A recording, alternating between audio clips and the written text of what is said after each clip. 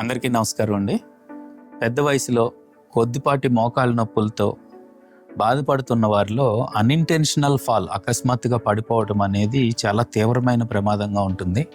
Unintentional fall beginning of an end అంటామండి. పడిపోవడం వల్ల ఏ ప్రమాదమైనా జరగచ్చు. హిప్ ఫ్రాక్చర్ కానీ, నెక్ ఫ్రాక్చర్ కానీ, హెడ్ ఇంజరీ కానీ, రిస్ట్ ఫ్రాక్చర్స్ కానీ అయ్యే ప్రమాదాలు ఉంటాయి. అది చాలా తీవ్ర దుష్పరిణామాలకి కూడా కారణమవుతూ ఉంటాయి. అయితే చాలామంది నన్ను రిక్వెస్ట్ చేసింది, డాక్టర్ గారు వాకింగ్ స్టిక్ పట్టుకునేటప్పుడు తీసుకునే జాగ్రత్తలు ఏంటి, దాన్ని నడిచేటప్పుడు ఉండే సైంటిఫిక్ ఆస్పెక్ట్స్ ఏంటి, వాటిని వివరించగలరు అని కోరినారు. కాబట్టి వారి కోసం నేను చేసే చిన్న ప్రయత్నం. Selection of the walking stick అన్నిటికన్నా ముఖ్యమైన అంశం అండి. పెద్దవారిలో మోకాలు నొప్పులు కూడా ఉన్నట్లయితే వారికి నేను సహజంగా సూచించేది 4 బుష్ ఉండి పెద్ద బేస్ ఉన్నటువంటి వాకింగ్ స్టిక్. దీనికి పట్టుకోవడానికి కూడా చక్కటి ఎర్గనామిక్ హ్యాండిల్ కూడా ఉంది. అయితే ఎంత హైట్లో ఇది ఉండాలి అనేది అన్నిటికన్నా ముఖ్యమైన అంశం. ఇది చాలా సింపుల్గా మనం గుర్తుపెట్టుకోవచ్చండి. జేబులో చెయ్యి పెట్టుకునే స్థితిలో ఉన్నప్పుడు మనం మణికట్టు దగ్గరికి ఇది పట్టుకోవడానికి ఉండే హ్యాండిల్ హైట్ ఉండడం అనేది correct height of the stick. ఉదాహరణకు ఇది ఇలా ఉండటం.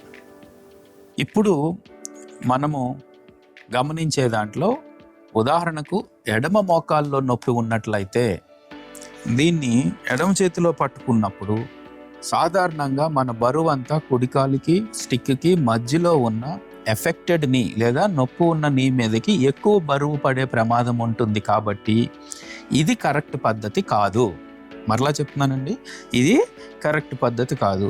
ఖచ్చితంగా ఎక్కువ నొప్పి ఉన్న దానికి ఆపోజిట్గా ఉండే చేతిలో మనము ఈ స్టిక్ని ఇవ్వడం ద్వారా ఎక్కువ బలంగా ఉన్న కాలు మీద మన బరువు అంతా పడి దీని మీద బరువు తగ్గడం ద్వారా ఫర్దర్ పెయిన్ లేకుండా ఉండేదానికి ఆస్కారం ఎక్కువగా ఉంటుంది.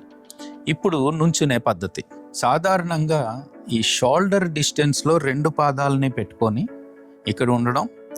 ఇందాక చెప్పినట్లు ఇప్పుడు మనకున్న కండిషన్లో లెఫ్ట్ సైడ్ ఎఫెక్టెడ్ నీ, పెయిన్ఫుల్ నీ కాబట్టి రైట్ హ్యాండ్లో స్టిక్ పెట్టుకోవడం, దీన్ని కొద్దిగా ముందుకు పెట్టి నిటారుగా నిలబడే ప్రయత్నం చేయడం ద్వారా ఇది మీకు చాలా సపోర్ట్ ఇవ్వగలుగుతుంది. తట్టుకొని పడిపోయే ప్రమాదాన్ని నుంచి ఇది కాపాడుతుంది. ఎల్బో కూడా లాక్ అయి ఉంటుంది. దీనివల్ల మీరు వెయిట్ ట్రాన్స్ఫర్ కూడా స్మూత్గా చేయగలుగుతారు. ఇది స్టెప్ 1. రెండో దశలోకి కొంత బరువు అంతా నార్మల్గా ఉన్న రైట్ నీ మీద పడుతుంది. ఎఫెక్టెడ్ నీ లేదా నొప్పి ఉన్న మోకాలు దీని మీద బరువు వేసుకొని కొంత బరువుని కుడి మోకాల మీద ఉంచి చాలా సులువుగా మనం లెఫ్ట్ నీని ముందుకు తీసుకొని రావచ్చు. దీని తరువాత దశలో దీని మీద సగము బరువు, మిగిలిన సగం బరువు రిస్ట్ చేతిలో ఉన్న ఈ స్టిక్ మీద వేసుకోవడం ద్వారా నార్మల్ నీని ముందుకు తీసుకొని రావచ్చు. తర్వాత స్టెబిలిటీ పెంచుకోవడం కోసం ఒక్క స్టిక్ని ముందుకు జరుపుకొని నిటారుగా నిలబడడం అనేది సరి అయిన ప్రక్రియ. ఈ ప్రక్రియని మరొకసారి చేసి చూద్దాం. నిలబడినప్పుడు 2 పాదాలు షోల్డర్ విడ్త్లో ఉండేటట్టు చూద్దాం.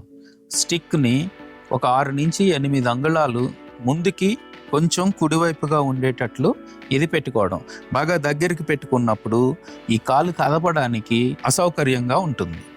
కొంచెం ముందుకు పెట్టుకోవడం ద్వారా మనకి కాలు కదిపే స్పేస్ ఓపెన్గా ఉంటుంది. అలాంటి దశలో బలంగా ఉన్న కుడికాలు మీద స్టిక్ మీద కొద్దిపాటి బరువు నుంచి నొప్పి ఉన్న కాలుని ముందుకు జరుపుదాం. ఆ తర్వాత నొప్పి ఉన్న కాలు మీద సగం బరువు, స్టిక్ మీద సగం బరువుతోటి చాలా సులువుగా నార్మల్గా ఉన్న లెగ్ని ముందుకు తీసుకొని రావచ్చు. ఇప్పుడు స్టెబిలిటీ కోసం బరువు అంతా కుడికాలు మీద ఉన్నప్పుడు చక్కగా కర్రని ముందుకు తీసుకొని స్టాన్స్ పొజిషన్లోకి వెళ్ళడం ద్వారా మనము ఒక స్టెప్ని కంప్లీట్ చేసిన వాళ్ళం అవుతాం.